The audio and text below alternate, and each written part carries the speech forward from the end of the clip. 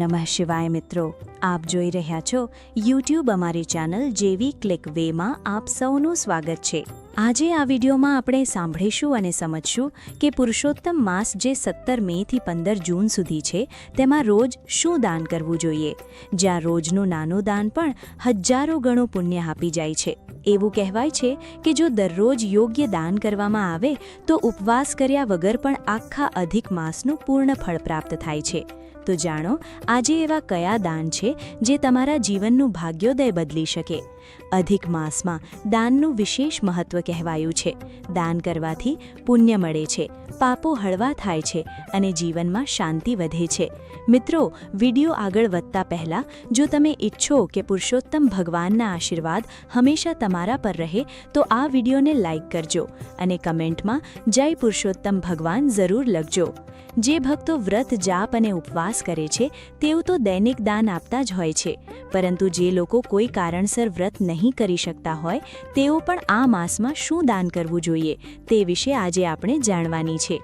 પુરુષોત્તમ માસમાં જરૂરી આત્મંદોને દાન આપવાની પરંપરા બહુ પ્રાચીન છે। શક્તિ પ્રમાણે આપેલું દાન સર્વોત્તમ માનવામાં આવે છે। અહીં કોઈ દેખાદેખી કે દેખાવ ન હોવું જોઈએ। ધ્યાન રાખવાનું કે રાત્રે દાન ન કરવું, પરંતુ યજ્ઞ, વિવાહ, સંક્રાંતિ અથવા સૂર્ય-ચંદ્ર ગ્રહણ સમયે રાત્રે પણ દાન આપી શકાય છે। આ માસ દરમિયાન આપણે ભગવાન પુરુષોત્તમની કથા સાંભળીએ છીએ, ઉપવાસ વ્રત કરીએ છીએ અને સાથે દૈનિક દાન કરીએ છીએ। કહેવાય છે કે નિત્ય દાન કરવાથી ભગવાનની કૃપા પ્રાપ્ત થાય છે, દુઃખો ઓછા થાય છે અને પુણ્યફળ વધે છે। હવે ચાલો જાણીએ કે પુરુષોત્તમ માસની દરેક તિથિ મુજબ કયું દાન શ્રેષ્ઠ કહેવાય છે। શ્રી કૃષ્ણાય વાસુદેવાય હરે, પરમાત્માને પ્રણામ, બોલો પૂર્ણ પુરુષોત્તમ ભગવાન શ્રી હરિનારાયણની જય। પુરુષોત્તમ માસની પ્રથમ તિથિ એકમ, માસની પ્રથમ તિથિ એકમ। આ દિવસે કરેલું વ્રત પાપના નાશનું કારણ બને છે અને તલનું દાન અત્યંત શુભ માનવામાં આવે છે। બીજી તિથિ બીજ, આ દિવસે કરાયેલ વ્રતને રુદ્ર વ્રત કહેવામાં આવે છે। આ દિવસે ગોળનું દાન કરવાથી પ્રેત યોનિના કષ્ટો દૂર થાય છે અને શાંતિ પ્રાપ્ત થાય છે। પુરુષોત્તમ માસમાં આવતી ત્રીજને નીલ વ્રત કહેવાય છે। માન્યતા પ્રમાણે આ દિવસે માથામાં તેલ ન મૂકવું અને બ્રાહ્મણોને શક્ય હોય તેટલું દાન કરવું શુભ માનવામાં આવે છે। ચોથનો દિવસ વિધિવ્રત તરીકે ઓળખાય છે, જેમાં ગૌરી માતાનું પૂજન કરવું અને સૌભાગ્ય વધારનાર વસ્તુઓનું દાન કરવું અત્યંત શુભ માનવામાં આવ્યું છે। પછી આવે છે પાંચમ, જેને શિવવ્રત પણ કહે છે। આ દિવસે શેરડી અને દૂધનું દાન કરવાથી અકાળ મૃત્યુ જેવા ભય દૂર થાય છે, એવી પરંપરા રહી છે। છઠ્ઠો દિવસ સોમવ્રત કહેવાય છે। આ દિવસે મીઠાનો ઉપયોગ ન કરવો, પરંતુ મીઠું જરૂરિયાતમંદને દાનમાં આપવું, જે ગુપ્ત શત્રુઓ અને રોગથી રક્ષણ આપે છે, એવી માન્યતા છે। સાતમું વ્રત સુક્તિ વ્રત તરીકે ઓળખાય છે। સુખંડના લાકડાનું દાન કરવાથી શુભ ગતિ અને કલ્યાણ પ્રાપ્ત થાય છે, એવી માન્યતા છે। અષ્ટમીના દિવસે દુર્ગા અષ્ટમી વ્રત માનવામાં આવે છે। માં દુર્ગાની ભક્તિ અને ચણા દાળનું દાન કરવાથી ભગવાન પુરુષોત્તમજીની વિશેષ કૃપા પ્રાપ્ત થાય છે। નોમને વીર વ્રત કહેવાય છે। આ દિવસે પોતાના શક્તિ પ્રમાણે નાની બાળકી અને ગૌરી માતાજીની પૂજા કરવી તેમજ શણગારનું દાન કરવું, જે અજાણતા થયેલા દોષોનું નિવારણ કરે છે, એવું કહેવામાં આવે છે। દશમીની તિથિ ત્રિયંબક વ્રત તરીકે ઓળખાય છે। આ દિવસે કુંભદાન કરવું તથા કુંભ ઉપર દીવો મૂકી શિવ મંદિરે અર્પણ કરવાથી શુભ ગતિ પ્રાપ્ત થતી હોવાનું કહેવાય છે।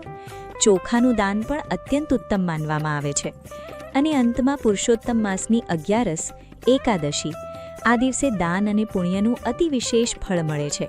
જે કોઈને જરૂર હોય તેને કોઈ પણ ઉપયોગી વસ્તુ આપવાથી પાપોનો નાશ થાય છે અને અંતે મોક્ષની પ્રાપ્તિ થાય છે, એવું વર્ણવાયું છે। પુરુષોત્તમ માસની 12મી તિથિને અહિંસા વ્રત તરીકે ઓળખવામાં આવે છે।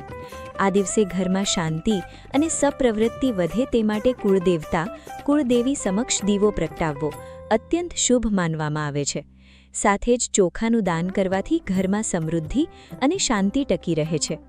પુરુષોત્તમ માસની 13 પ્રદોષ વ્રત માટે પ્રસિદ્ધ છે। આ તિથિએ ભગવાન શિવની પૂજા અને દર્શનનો વિશેષ મહિમા વર્ણવવામાં આવ્યો છે। આ દિવસે ગોળનું દાન કરવાનું શુભ ફળ આપનાર માનવામાં આવે છે। 14મી તિથિ શીલા વ્રત તરીકે જાણીતી છે। આ દિવસે ઘરને સ્વચ્છ રાખીને ઘરના મુખ્ય ભાગ ઉંબરમાં સાથીઓ દોરવાની પરંપરા છે. પછી કુળદેવીને દીવો અર્પણ કરવામાં આવે છે. મગની ખીચડીનું દાન આ દિવસે ખૂબ પવિત્ર ગણાય છે. પુરુષોત્તમ માસની પૂર્ણિમા ખૂબ જ મહત્વ ધરાવે છે. પૂનમના દિવસે ભગવાન પુરુષોત્તમની વિશેષ પૂજા અર્ચના કરવી, તેમનું મહાત્મ્ય સાંભળવું તથા બ્રાહ્મણોને દક્ષિણા અને દાન આપવું વિશેષ પુણ્યદાયક માનવામાં આવે છે. ગાય માતાની સેવા, દૂધ અને ચોખાનું દાન સુખ શાંતિ વધારનાર કહેવાય છે. વધ પક્ષની એકમ દીપણી વ્રત તરીકે ઓળખાય છે. આ દિવસે લાપસીનો પ્રસાદ ગ્રહણ કરવો તેમજ બ્રાહ્મણને ઘઉંનું દાન કરવાથી પાપ અને નિંદાથી મુક્તિ મળે છે એવું શ્રદ્ધાનો મત છે. બીજની તિથિને દૃઢ વ્રત કહેવામાં આવે છે. સુગંધિત ચંદન, કેસર, અત્તર જેવી વસ્તુઓનું દાન આ દિવસે ખૂબ શુભ ગણાય છે. માન્યતા છે કે આ વ્રતથી માતા પિતાના અસંતુષ્ટ દોષથી મુક્તિ મળે છે. ત્રીજનું વ્રત બિલ વ્રત તરીકે ઓળખાય છે. ગુરુજનો અને વડીલોને માન વંદન કરવું, તેમના આશીર્વાદ લેવા અને અડદનું દાન કરવું આ તિથિનું મુખ્ય કર્તવ્ય માનવામાં આવે છે. પુરુષોત્તમ માસની ચતુર્થી, વિનાયક ચતુર્થી. આ દિવસે ગણપતિ બાપ્પાની ભક્તિપૂર્વક પૂજા કરીને લાડુનો ભોગ ધરવામાં આવે છે. નાના બાળકોને પણ લાડુ વહેંચવાની શુભ પરંપરા છે. તેમજ ગાય માતાને લાડુ ખવડાવવાથી ઘરમાં આનંદ અને સુખનો પ્રવેશ વધે છે એવી લોકમાન્યતા છે. પુરુષોત્તમ માસના વધ પક્ષમાં આવતી પંચમીની તિથિને પ્રભાકર વ્રત તરીકે ઓળખવામાં આવે છે. આ દિવસે સૂર્યનારાયણની વિશેષ પૂજા કરવી તથા દિવસભર એક જ પ્રકારે લીધેલું અન્ન ગ્રહણ કરવું શુભ માનવામાં આવે છે. જે અન્ન લેવાય તે જ અન્નનું દાન કરવું ઉત્તમ માનવામાં આવ્યું છે. આ વ્રતથી પાપોનો નાશ થાય છે અને ભગવાન પુરુષોત્તમની વિશેષ કૃપા પ્રાપ્ત થાય છે. વદ પક્ષની છઠને સ્કંદ ભગવાનનું વ્રત કહેવાય છે. સૂર્યનારાયણની પૂજા કરવી, સૂર્યના 12 નામો જપવા અને 12 નમસ્કાર કરવા ખૂબ પુણ્યદાયી ગણાય છે. બપોરે 12 વાગે અગ્નિનારાયણને ઘીની આહુતિ આપવી વિશેષ કલ્યાણકારી મનાય છે. સાતમીની તિથિને સરસ્વતી વ્રત તરીકે માનવામાં આવે છે.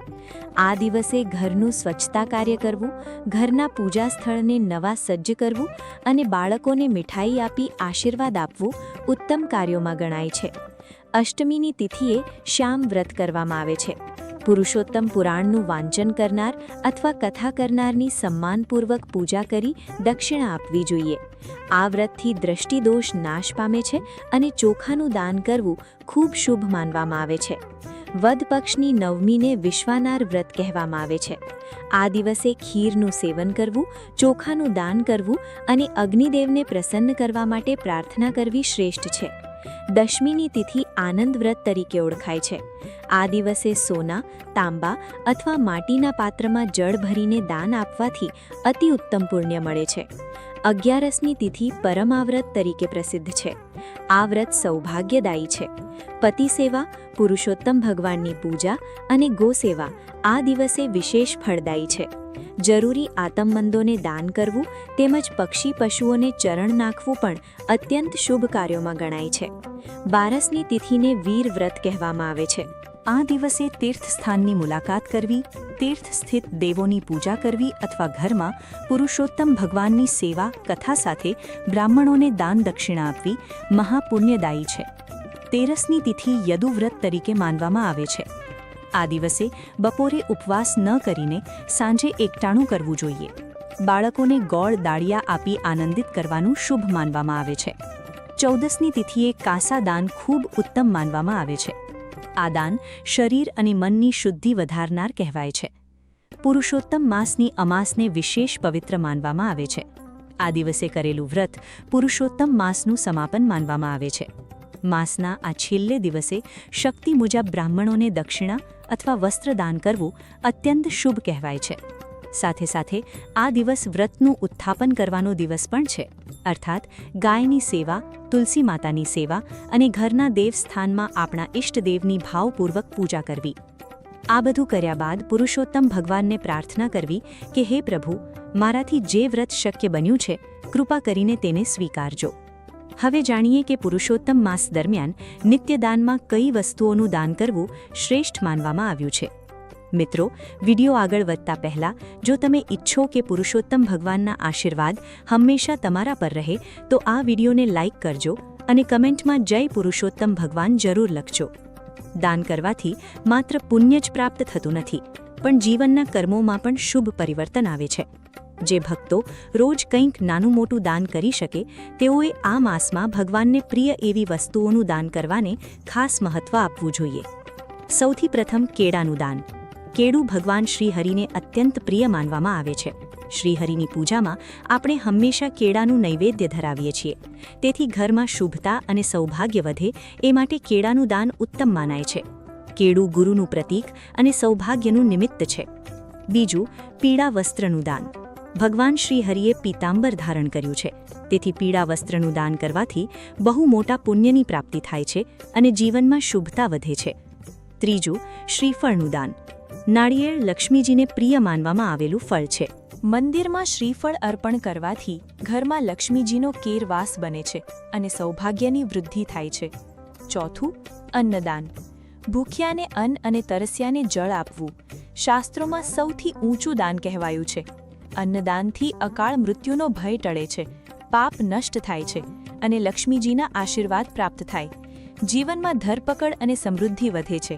આ રીતે પુરુષોત્તમ માસમાં આ બધા પવિત્ર દાનોનું જે પણ શક્તિ પ્રમાણે કરી શકાય તે કરવું કલ્યાણકારક ગણાય છે. અને મિત્રો, પુરુષોત્તમ માસમાં આપણે ભાગવત મહાપુરાણનું પાઠ, વિષ્ણુ સહસ્ત્ર નામનો જપ અથવા ઓ ભગવાનના નામનું સ્મરણ આ બધું કરી શકીએ છીએ. ભક્તિથી લેવાયેલું એક એક નામ પણ આપણા પાપોને ક્ષીણ કરવાની શક્તિ ધરાવે છે. દાન કરવું તો હંમેશા શ્રેષ્ઠ માનવામાં આવ્યું છે, પરંતુ દાન આપતી વખતે એક વાત યાદ રાખવી: દાન હંમેશા હૃદયથી, ભાવથી અને પ્રેમથી આપવું. બળજબરીથી કરેલું દાન કોઈ ફળ આપતું નથી.